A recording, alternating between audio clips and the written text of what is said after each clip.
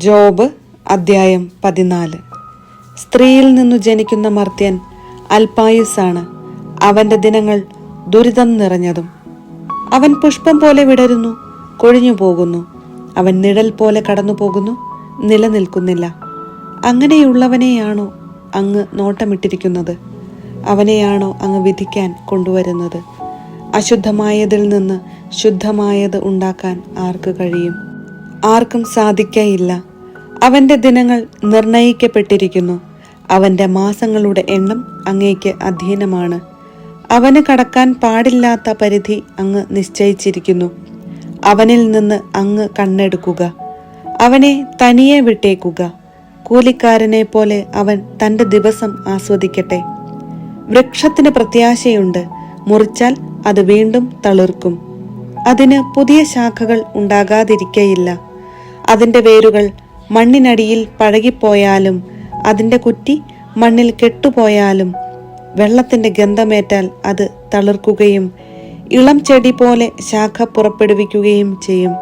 എന്നാൽ മനുഷ്യൻ മരിക്കുന്നു, അവനെ മണ്ണിൽ സംസ്കരിക്കുന്നു.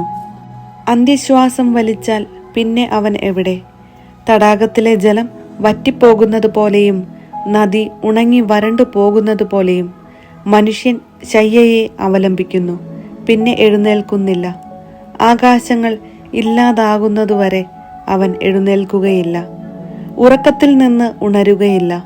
അങ്ങ് എന്നെ പാതാളത്തിൽ മറയ്ക്കുകയും അങ്ങയുടെ ക്രോധം ശമിക്കുന്നതുവരെ എന്നെ ഒളിച്ചു വയ്ക്കുകയും ചെയ്തിരുന്നെങ്കിൽ, എന്നെ ഓർക്കാൻ ഒരു സമയം നിശ്ചയിച്ചിരുന്നെങ്കിൽ, മരിച്ച മനുഷ്യൻ വീണ്ടും ജീവിക്കുമോ? എങ്കിൽ എൻ്റെ സേവനകാലം തീർന്ന് മോചനത്തിന്റെ നാൾ വരുന്നതുവരെ ഞാൻ കാത്തിരിക്കുമായിരുന്നു. അങ്ങ് വിളിക്കും, ഞാൻ വിളി കേൾക്കും. അങ്ങയുടെ സൃഷ്ടിയെ അങ്ങ് കാത്തിരിക്കും. അപ്പോൾ എൻ്റെ കാലടികൾ അങ്ങ് എണ്ണും. എൻ്റെ പാപങ്ങളെ അങ്ങ് നിരീക്ഷിച്ചു കൊണ്ടിരിക്കയില്ല. എൻ്റെ അതിക്രമങ്ങളെ സഞ്ചിയിലാക്കി മുദ്രവയ്ക്കും. എൻ്റെ അകൃത്യങ്ങളെ അങ്ങ് മറയ്ക്കും. പർവ്വതങ്ങൾ വീണു തകരുകയും പാറകൾ ഇളകി മാറുകയും ചെയ്യും. ജലം കല്ലുകൾക്ക് തേയ്മാനം വരുത്തുന്നു, പ്രവാഹത്തിൽ മണ്ണ് ഒലിച്ചു പോകുന്നു. അതുപോലെ അങ്ങ് മനുഷ്യന്റെ പ്രത്യാശയെ നശിപ്പിക്കുന്നു. അങ്ങ് എപ്പോഴും അവന്റെ മേൽ വിജയം നേടുന്നു, അവനോ കടന്നു പോകുന്നു.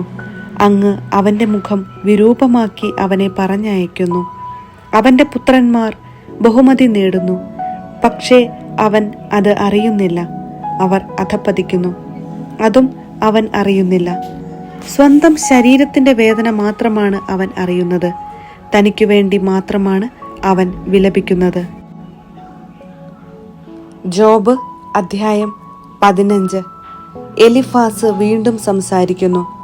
തേമാന്യനായ എലിഫാസ് പറഞ്ഞു, ബുദ്ധിമാൻ പൊള്ളവാക്കുകൾ കൊണ്ട് വാദിക്കുമോ?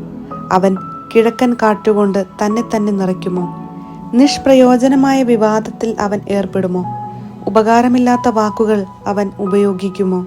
എന്നാൽ നിനക്ക് ദൈവഭയം ഇല്ലാതായിരിക്കുന്നു, ദൈവത്തെക്കുറിച്ചുള്ള ചിന്ത പോലും നിന്റെ മനസ്സിലില്ല. അകൃത്യങ്ങളാണ് നിന്റെ നാവിനെ ഉപദേശിക്കുന്നത്, വഞ്ചനയുടെ ഭാഷയാണ് നീ തിരഞ്ഞെടുക്കുന്നത്. ഞാനല്ല, നീ തന്നെയാണ് നിന്നെ കുറ്റപ്പെടുത്തുന്നത്. നിന്റെ അധരം തന്നെ നിനക്കെതിരെ സാക്ഷ്യം നൽകുന്നു. നീയാണോ ആദ്യത്തെ മനുഷ്യൻ? പർവ്വതങ്ങൾക്ക് മുൻപേ നീ ജനിച്ചുവോ? ദൈവത്തിന്റെ ആലോചനാ സഭയിലെ വിചിന്തനങ്ങൾ നീ കേട്ടിട്ടുണ്ടോ? ജ്ഞാനം മുഴുവൻ നീ കൈയടക്കി വച്ചിട്ടുണ്ടോ? ഞങ്ങൾക്ക് അറിഞ്ഞുകൂടാത്ത എന്താണ് നിനക്കറിയാവുന്നത്? ഞങ്ങൾക്ക് വ്യക്തമല്ലാത്ത എന്താണ് നീ മനസ്സിലാക്കിയിട്ടുള്ളത്? നരബാധിച്ചവരും വൃദ്ധരും ഞങ്ങളുടെ ഇടയിലുണ്ട്, അവർക്ക് നിന്റെ പിതാവിനേക്കാൾ പ്രായമുണ്ട്. ദൈവത്തിന്റെ സമാശ്വാസങ്ങളും നിന്നോട് സൗമ്യമായി പറയുന്ന വാക്കുകളും നിനക്ക് നിസ്സാരമാണോ? എന്തുകൊണ്ടാണ് നീ വികാരാധീനനാകുന്നത്? എന്തിനാണ് നിന്റെ കണ്ണുകൾ ജ്വലിക്കുന്നത്? എന്തുകൊണ്ടാണ് നീ ദൈവത്തിനെതിരെ കോപം അഴിച്ചുവിടുന്നത്? ഇത്തരം വാക്കുകൾ നിന്നിൽ നിന്ന് പുറപ്പെടുന്നത് എന്തുകൊണ്ട്? മനുഷ്യന് നിഷ്കളങ്കനായിരിക്കാൻ കഴിയുമോ? സ്ത്രീയിൽ നിന്ന് ജനിച്ചവന് നീതിമാനായിരിക്കാൻ സാധിക്കുമോ? തൻ്റെ വിശുദ്ധ ദൂതന്മാരിൽ പോലും ദൈവം വിശ്വാസം അർപ്പിക്കുന്നില്ല. അവിടുത്തെ ദൃഷ്ടിയിൽ സ്വർഗവും നിർമ്മലമല്ല.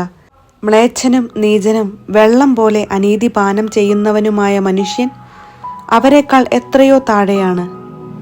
ഞാൻ പറയുന്നത് കേൾക്കുക. ഞാൻ വ്യക്തമാക്കിത്തരാം. ഞാൻ കണ്ടിട്ടുള്ളവ ഞാൻ വിശദമാക്കാം. ജ്ഞാനികൾ പറഞ്ഞതും അവരുടെ പിതാക്കന്മാർ ഒളിച്ചു വയ്ക്കാതിരുന്നതും തന്നെ. അവർക്ക് മാത്രമാണ് ദേശം നൽകിയത്. അന്യരാരും അവരുടെ ഇടയിലൂടെ കടന്നുപോയില്ല. ദുഷ്ടൻ ജീവിതകാലം മുഴുവൻ അധർമ്മിക്ക് വിധിച്ച നാളുകൾ തികയുവോളം വേദനയിൽ പുളയുന്നു. ഭീകര ശബ്ദങ്ങൾ അവന്റെ ചെവിയിൽ മുഴങ്ങുന്നു. ഐശ്വര്യകാലത്ത് വിനാശകൻ അവന്റെ മേൽ ചാടി വീഴുന്നു. അന്ധകാരത്തിൽ നിന്ന് മോചനം ലഭിക്കുമെന്ന് അവൻ വിശ്വസിക്കുന്നില്ല. വാളിനിരയാകാൻ അവൻ വിധിക്കപ്പെട്ടിരിക്കുന്നു. ആഹാരം എവിടെ എന്നു തിരക്കി അവൻ അലയുന്നു. അന്ധകാരത്തിന്റെ ദിനം ആസന്നമായെന്ന് അവൻ അറിയുന്നു. ദുഃഖവും തീവ്രവേദനയും അവനെ ഭീതിപ്പെടുത്തുന്നു. യുദ്ധസന്നദ്ധനായ രാജാവിനെ പോലെ അവ അവനെ കീഴടക്കുന്നു. എന്തെന്നാൽ അവൻ ദൈവത്തിനെതിരെ കൈ ഉയർത്തുകയും സർവശക്തനെ വെല്ലുവിളിക്കുകയും ചെയ്തിരിക്കുന്നു. കനത്ത പരിചയമേന്തി ധിക്കാരപൂർവം അവിടുത്തെ നേരെ പാഞ്ഞു ചെല്ലുന്നു. അവൻ മുഖവും അരയും മേധസ്സുകൊണ്ട് മൂടിയിരിക്കുന്നു. വിജനമാക്കപ്പെട്ട നഗരങ്ങളിലും ആളൊഴിഞ്ഞ പാർപ്പിടങ്ങളിലും അവൻ വസിച്ചിട്ടുണ്ട്. നാശത്തിന് ഒഴിഞ്ഞിട്ടിരുന്നവയാണ് അവ. അവൻ സമ്പന്നനാവുകയില്ല. അവന്റെ ധനം നിലനിൽക്കുകയില്ല. അവൻ ഭൂമിയിൽ വേര് പിടിക്കുകയില്ല. അവന് അന്ധകാരത്തിൽ നിന്ന് മോചനമില്ല. അഗ്നിജ്വാലകൾ അവന്റെ ശാഖകളെ ഉണക്കിക്കളയും.